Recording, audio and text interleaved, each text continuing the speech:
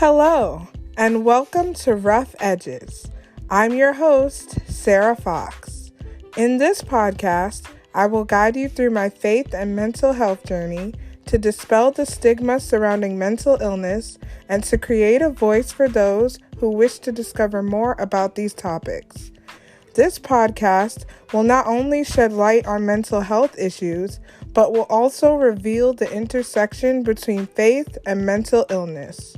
I pray that these themes will bring growth and healing to our communities.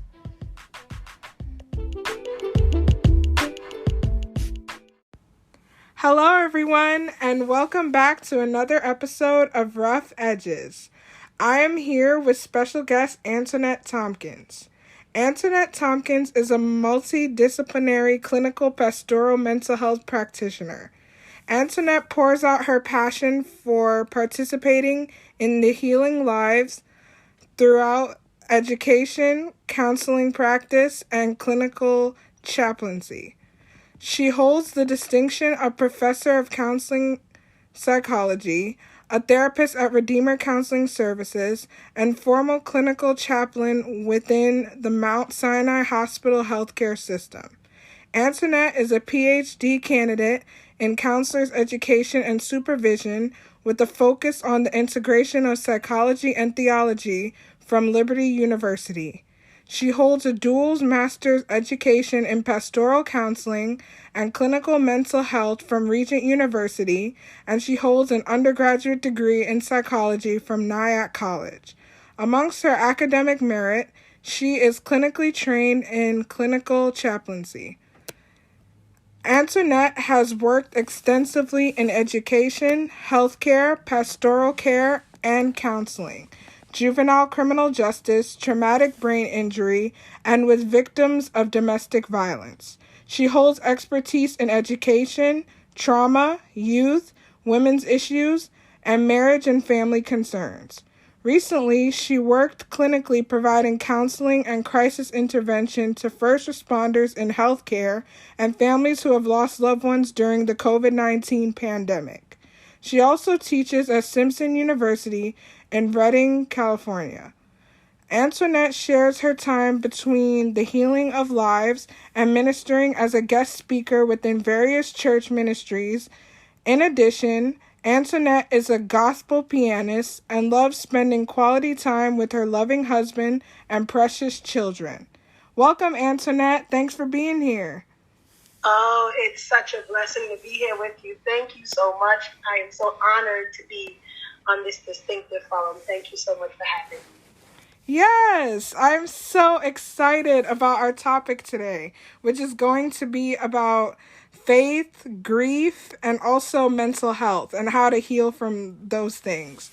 So before we go into it, tell me a little bit more about yourself. What are 3 things that you are most passionate about and why? That's such a beautiful question. Again, thank you so much for having me, and hello to all of the listening audience. Such a blessing to be here in 2022 with every single one of you. I am passionate about faith. I don't know what I would be without my relationship with Jesus Christ. I've changed my perspective from looking at faith from the lens of religion and to looking at it through relationship. And that, Sarah, has changed the trajectory of my entire life. I came to know Jesus when I was 6 years old. It was through this dynamic ministry at Gatiden's Gospel Chapel called Awana. It's called Approved Workmen Are Not Ashamed of the Gospel of Christ. And its focus is to train young children to know God, not just the proverbial sense, but knowing God for themselves.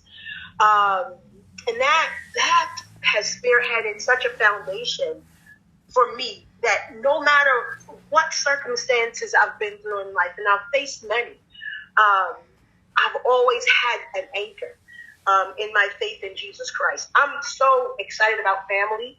I'm honored to be married. I'm going on 14 years of marriage to my husband. Oh, wow. Got to shout him out. one of the best engineers and men of God this side of heaven. So I'm honored to be married to him. We met in college. I'm from New York City. He's from upstate in the farmland area, and we met on the farm, and we've been interlocked since that time. So honored to be his wife. And we have two beautiful children, and we try to fill our lives and our days as much as we can with empowering our sons and doing family fun activities. And I enjoy my family and my friends and anything that includes coming together, get-togethers. I'm really big on. You'll have, if you told me there was a barbecue in town or some kind of family event, I'm in it. I'm really passionate about diversity. I absolutely love what God is doing in the earth. There's something magical and phenomenal that happens when people of all ethnic backgrounds come together and they bring that synergy and all that passion together. I think something beautiful happens in the earth. And so all of those platforms fuel me and it energizes me on a regular basis. Wow, that was incredible. I really love that. And I love that it's faith, family, and diversity. I really love those things and how they interconnect. Absolutely. Yeah, so can you tell me a little bit more about your experience with mental health? Sure. Sarah, my journey for mental health has been extensive. Partially, a big part of it started with my own personal pain. I think Carl Jung, he was one of the fathers of psychology, and he said perhaps one of the greatest callings we could have is as wounded healers, where we ourselves are able to be healing agents for others because of our own pain. I would say around my college years, my undergraduate college years, mental health exploded for me. And partially it was because that was my first time in experiencing racism and a hate crime. I had went to school upstate New York. My first day, my first week rather, of being at the university, I decided to take a nice bike ride. I'm a Brooklyn girl. I love riding bicycles. And I decided just to enjoy a beautiful bike ride. Two men in a pickup truck yelling racial slurs at me, knocked me off my bicycle. I flipped up in the air twice, came down, broke nothing, but was shattered in so many respects. Blood all over my legs, my arms, bruises everywhere. Took this bicycle that I had all bent up back to the campus, parked it in front of the dormitory. And that day I wrestled with this experience. And I had surmised that day, Sarah, that I was going to go back in the morning. I was going to wake up and I was going to try to fix my bike. I was going to knock out every dent and I was going to fill it with air, and I was not going to let racism pull me down. That next day I came out and I saw my bike hung in a tree, completely dismantled, and it did something to me. It shattered me in so many ways, changed my life, and I would seek counseling to deal with the anxiety and the depression that started to rush into my life. In such a racially charged environment, and I would not find quality therapy. And it really opened up my lens when I found this woman who was a woman of faith, and she was a social worker, and she became my therapist. And I would say for a good solid 2 years, she became my therapist. And she not only helped to heal my life, but she inspired me on the beauty of therapy, the beauty of therapy within the African-American context as well, but also the beauty of therapy integrating psychology and theology. And it not only blessed my life, but it changed. And from that time on, I went to school. I changed my major from being a business and psychology major. I was a business and engineering major, and I went straight into psychology and theology, and that would be my emphasis since that day on. Wow, that is amazing. How your experiences, and you not only were able to rise above that, I'm sure it was difficult to do that, but you not only were able to rise above it, but you were also able to use it to help others. Like, you changed your major and pursued a degree in psychology, which you are using very well, by the way. So that leads into my next question. You kind of touched on it a little bit, but why did you want to pursue a career in psychology? Yeah. I fell in love with the journey of transformation, and I thought that psychology and both theology were very transformative disciplines that not only honored and gave credence to where someone is now, presently, but it also gives a great hope to where they can be. And I fell in love with that notion. And it also fueled me, no matter what, I would say, lens I work with. When I was working with the criminal justice system, seeing a young person, young enough to make a bad decision, but not old enough to be set in that way, to be able to have that transformative moment, that inspired me. Being able to see someone deal with a traumatic brain injury and find their way out through resilience and passion, that charged me. Being able to sit by the bedside in clinical chaplaincy of a young baby born into this world and dealing with a medical condition and hopeful parents having faith to see their child healed and transformed, and seeing that happen. Those moments fueled my passion and my love for a career in psychology. Wow. That's really good. And you have an extensive career in psychology. You mentioned it. I mentioned it in your bio, how you have various facets of your work with psychology. So what is the most difficult aspect of your job?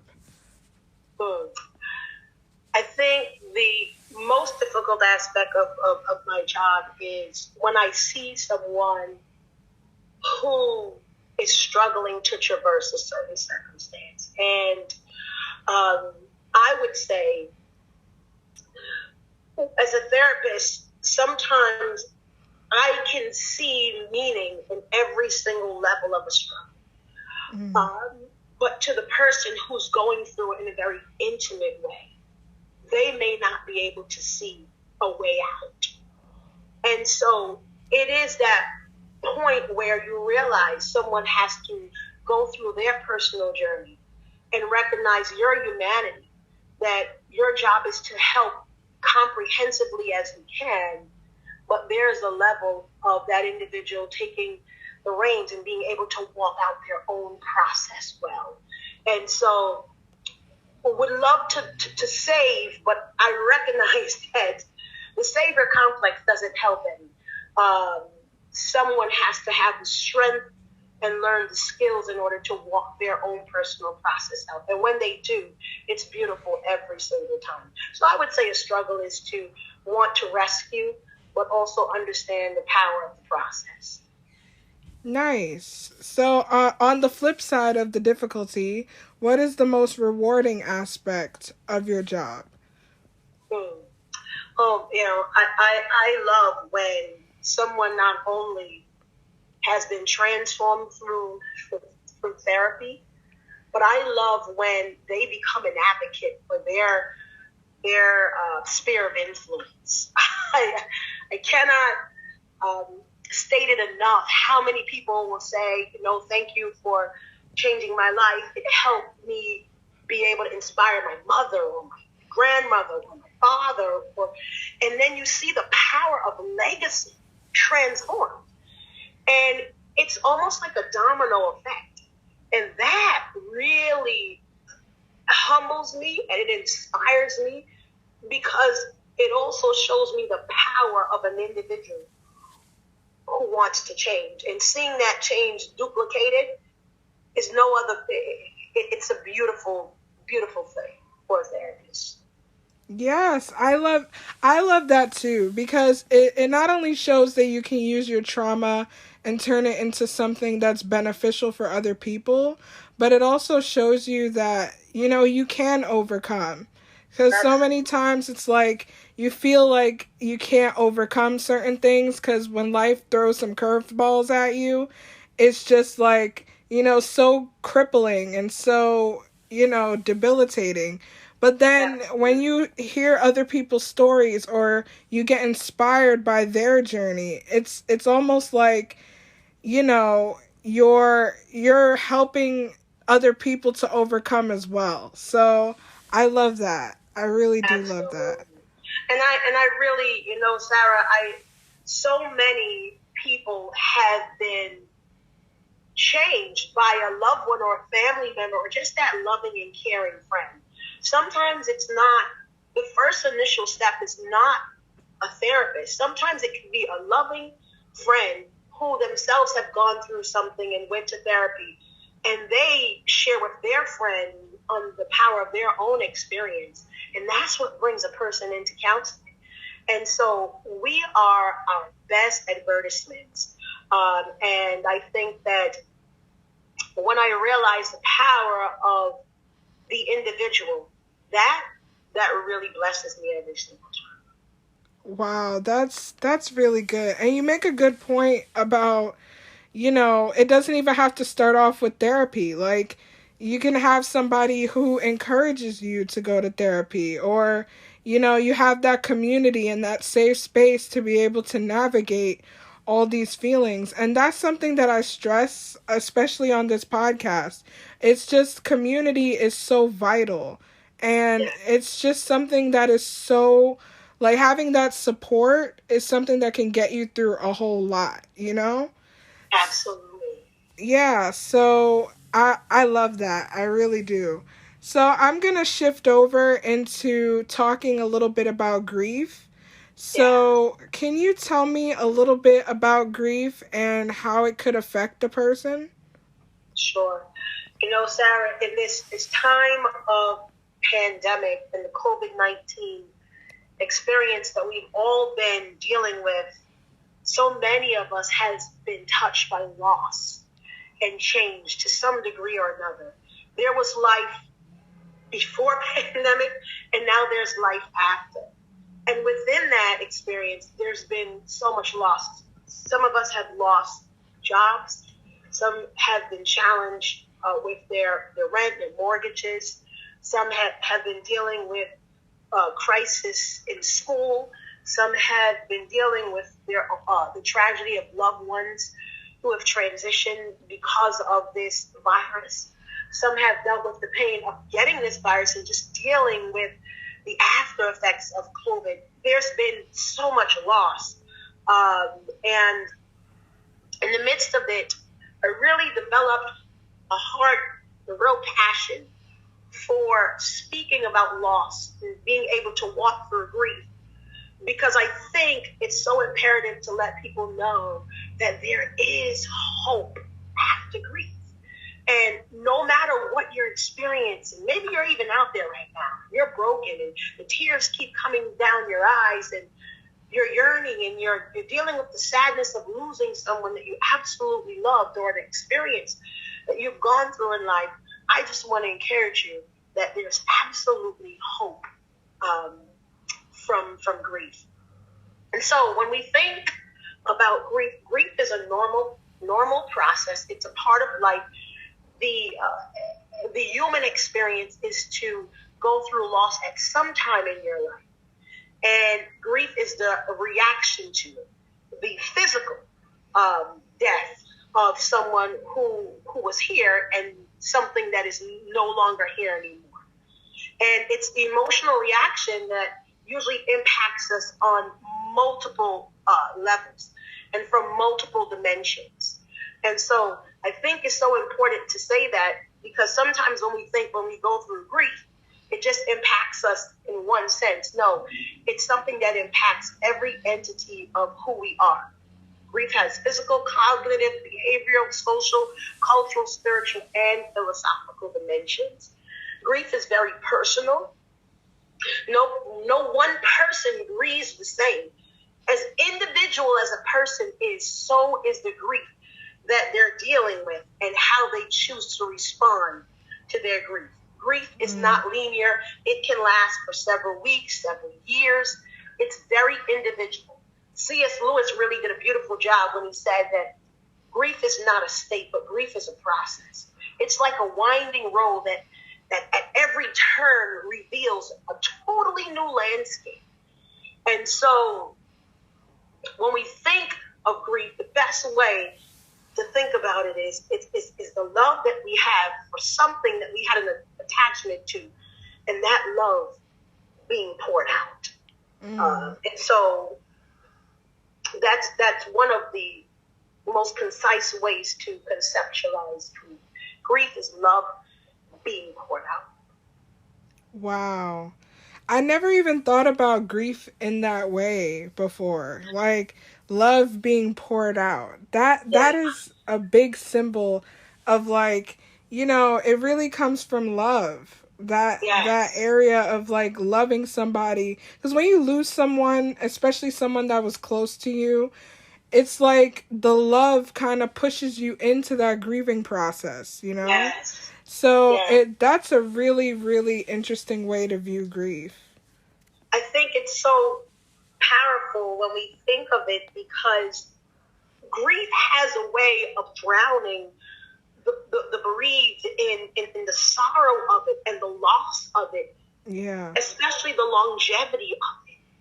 But the reason why we're at this juncture is because it comes from a place of genuine, heartfelt love. And that is beautiful. And perhaps it is that very notion that provides that level of resilience to go through the various stages of grief, because there are many stages of grief along the way.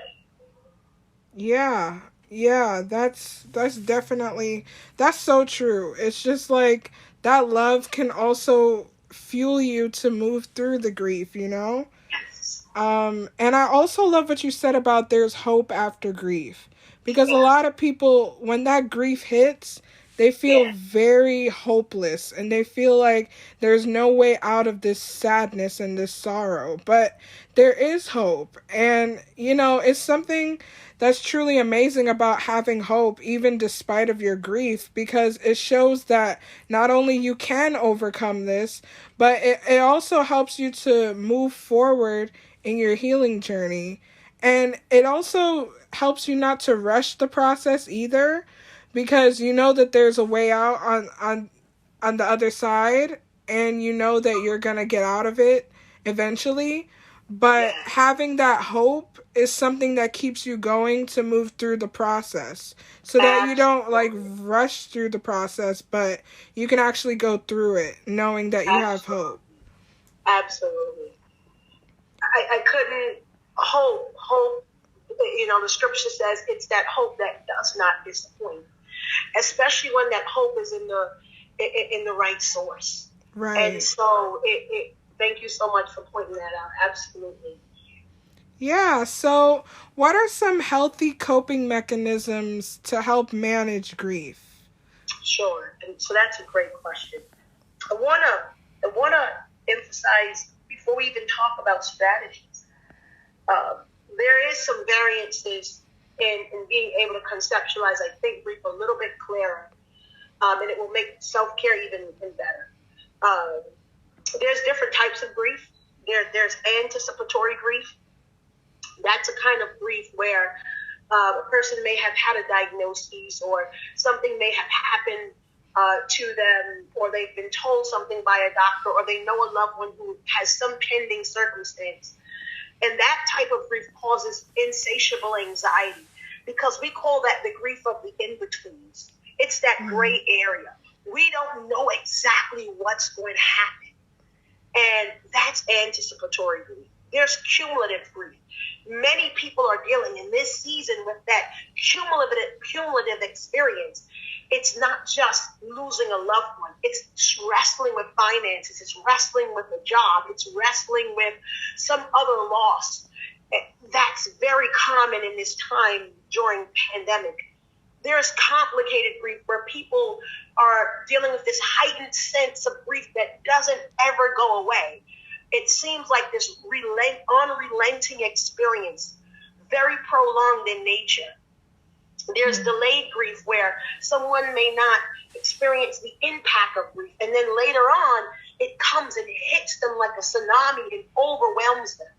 That's the delayed experience. And then there's mass grief. There's many of us walking around like everything is okay. We won't even know how much pain people are in. They may aesthetically look well. They may even be able to speak well and project well. But inside, they're broken and they're dealing with this mask sense of grief. So when we think of the landscape of grief, it's extensive because people at different times in their life may be dealing with an intersection of all of these various presentations and may not know the most effective way out. So that's very powerful to know. And so what do you do with all of this?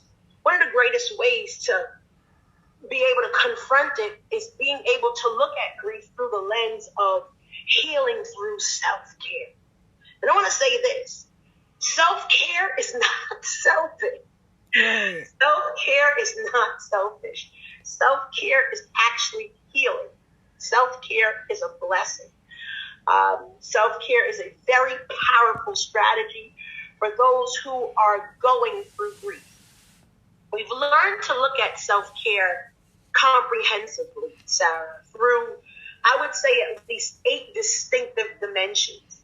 And there's possibly more, but we've learned to look at it first through physical self-care. I always tell my clients to think of 5 things that you love to do physically. It could be bike riding, it could be jogging, it could be kickboxing, it could be swimming, it could be going for a walk.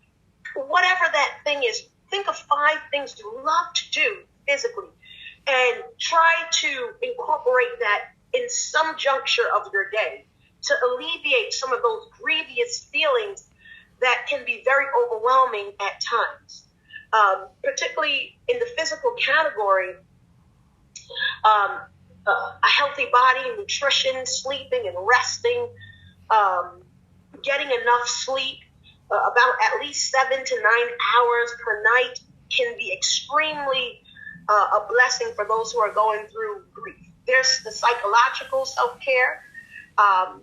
You can practice mindfulness through meditation, listening to songs. If you're a Christian, listening to songs of worship. Sometimes it's about having a digital detox. In the midst of social media can be absolutely inspiring, but sometimes it can be very healthy to come away for a week or 2 and give yourself some time to reset and to cleanse your mind of all of the messages that may inundate a person on a regular basis. There's emotional self-care. You can enhance your emotional literacy. You can take time to really sit with your feelings and go through them. Why do I feel the way that I do? What do I want to feel right now? And be able to have the most respective boundaries. Being able to say no, very healthy strategy, especially when you're grieving, because at times it could be very tempting to get back into the throes of things and to try to find a normal. But sometimes your new normal is being able to say no and giving yourself that loving space to heal. It may be social self-care, being able to network with healthy relationships, even support groups, grief shares that can be extremely powerful in your process. It can be professional self-care, being able to walk through with your HR department or maybe a boss or a supervisor to navigate some time off so you can have that mental break that you need to reset and reorganize and refresh after a debilitating circumstance. Sometimes it's environmental self-care, shifting a place of stagnancy and going outside and feeling fresh air, going by the water and seeing the waves crashing the sand, or going to that precious garden or wherever it is, going outside and just getting in touch with nature can be spiritual self-care. Spending time with God, reading his word, listening to worship, listening to sermons, empowering your mind through various spiritual modalities. And it's financial self-care, using this time as a time to reset your accounts, be able to look at some of your 401k, your benefits packages, understanding the extensiveness that happens when you lose a loved one and the loss that it does to the family financially. So doing a yearly checkup, all of these things, Sarah, can be extremely effective when trying to cope with grief. Wow, I didn't even know that there were that many dimensions to self-care. Like, especially with the financial one. I didn't think that was like a self-care thing. Like, I'm always like, I'm constantly thinking about budgeting and saving. So it's just like my self-care with that would be like, maybe I could spend a little bit, on myself, instead of like just holding everything together and trying to hold on to all the money at once. But a bit, right? And treating yourself. Yeah, exactly. So definitely thank you for breaking down the dimensions of self-care, because a lot of the times we think it should look one way. At least for me, when I try to practice self-care, I try to think of it like, okay, maybe I need to do something spiritual all the time. But it's like, I don't have to be doing something spiritual all the time. Like, yes, my relationship with God means a lot to me, but maybe self-care could look like, maybe I just sit in silence for a couple of minutes, or maybe I would need a nap at that moment, or maybe I need to take a walk. Like, self-care could look different for everybody. So thank you for explaining that. Absolutely. You said it best. It can look differently, especially for those who are grieving, because your grief is not the same as someone else. It's all different based on who you are as an individual. Right. And your self-care should be meaningful to you. It's if I love to shoot some hoops, but if you don't love to shoot some hoops, and I'm telling you to shoot some hoops, it's not going to be beneficial, right? And so we should always do the things that are most meaningful to us. I found that looking at self-care in from multiple dimensions, it's also very encouraging, because many of us are strong in one area, and we'll probably find that we need to be able to beef it up or work a little harder in another area. We may be strong in our physical disciplines, but we may be struggling in our spiritual disciplines. We may be really in touch with our emotional self, but we may not be so in touch with our cognitive. So all of these dimensions working together, the thought is to strengthen our body, our mind, and our spirit, especially in a time when it's gone through so much through loss. Yes, and that type of holistic healing is something that's very beneficial, especially when you're going through something as hard as grief, Like, you gotta attack it from all sides, so to speak, Like the body, mind, and spirit, like all together. Absolutely. So I love how you use your career to like find the intersection between theology and psychology. I just love that very much. And so how can we apply our faith to situations that might bring us grief? So how can we repeat the question again so I can understand it all? Yeah. So how can we apply our faith to situations that might bring us grief? How can we apply our faith? I think it's so important to have a constant. That's the first thing. I think we're always, as people, looking for some level of order, structure, to be able to surmise and experience. But faith is one of those profound entities that it's an anchor. It's a central point. It's something that never changes. Within the Christian faith, we have a song that says, yesterday, today, forever, Jesus is the same. All may change, but Jesus never. And then we say glory to his name. So there's this extensive idea that we need a constant when life becomes very debilitating, that we can go to that source.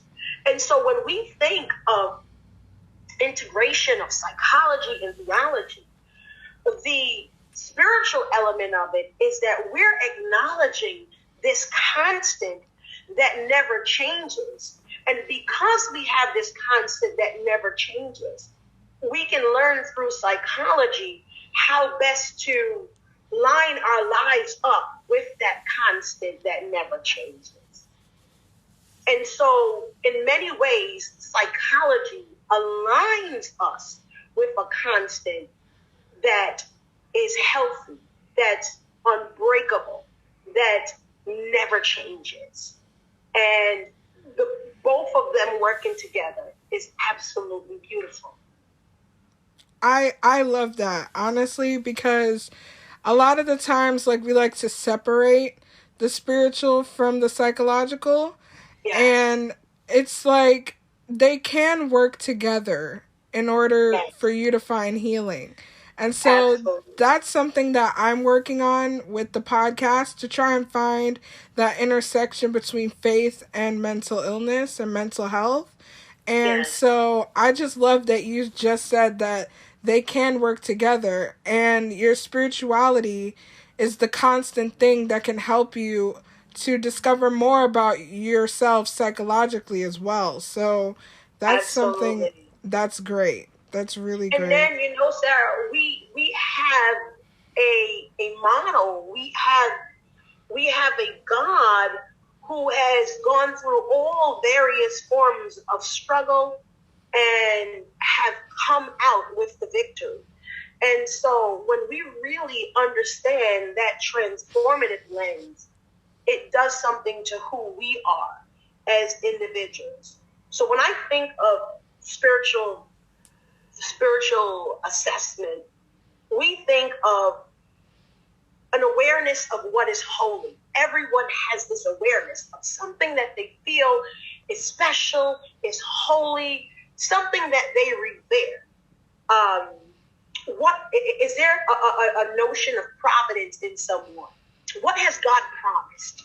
What are those promises that maybe you are going through that it may not look like it'll happen, but you're still holding on in your heart to that promise?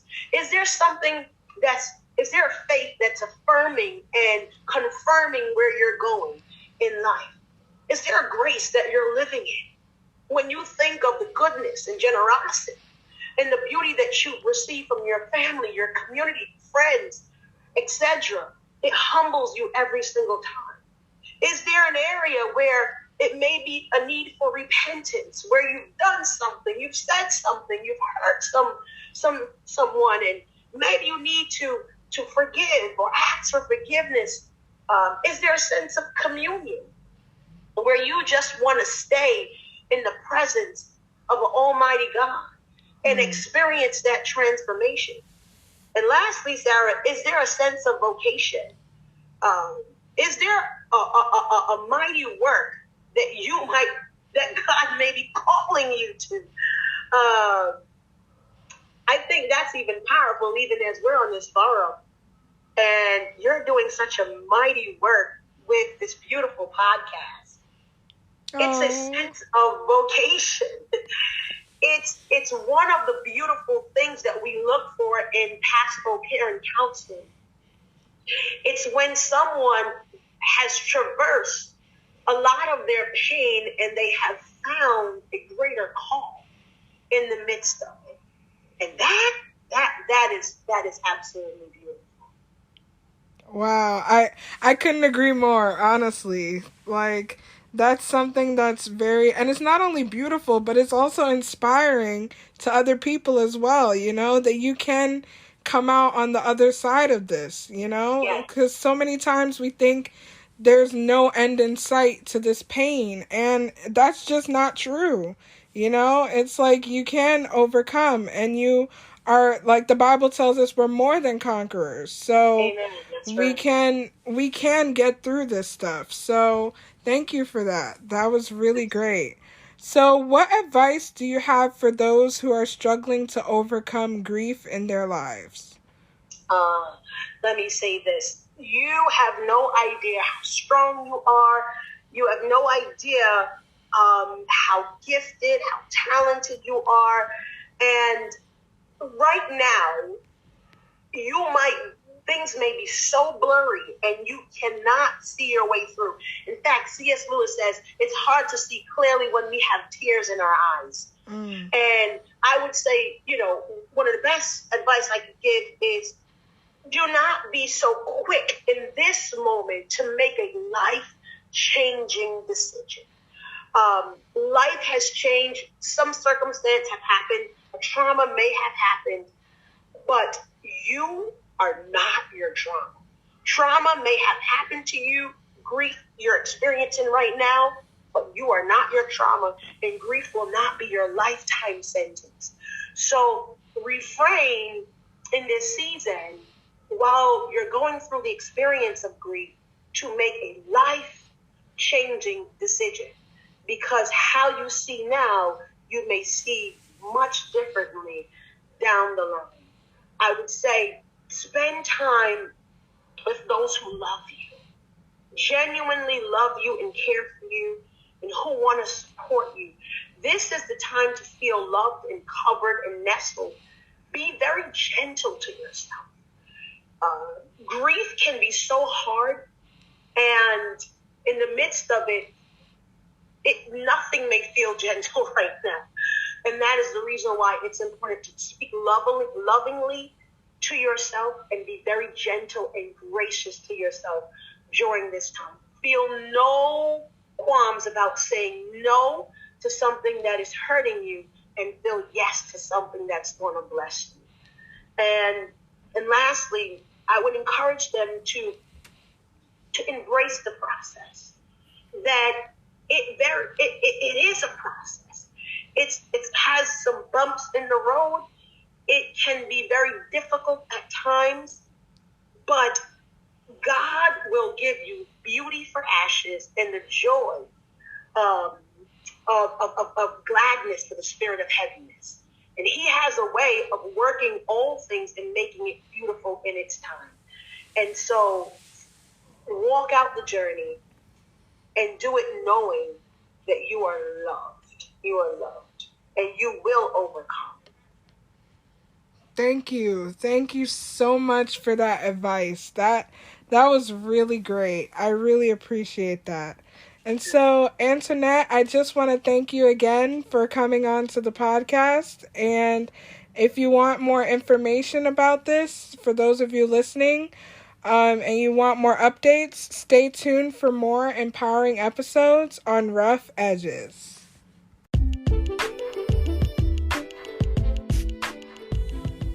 Thank you for listening to Rough Edges. Feel free to follow this podcast on Instagram at rough.edges.podcast or visit my blog at sarahifox.com. If you have any questions or further suggestions on how to make this podcast grow, you can email at rough.edges.podcast@gmail.com. Thanks again for listening and have a wonderful day.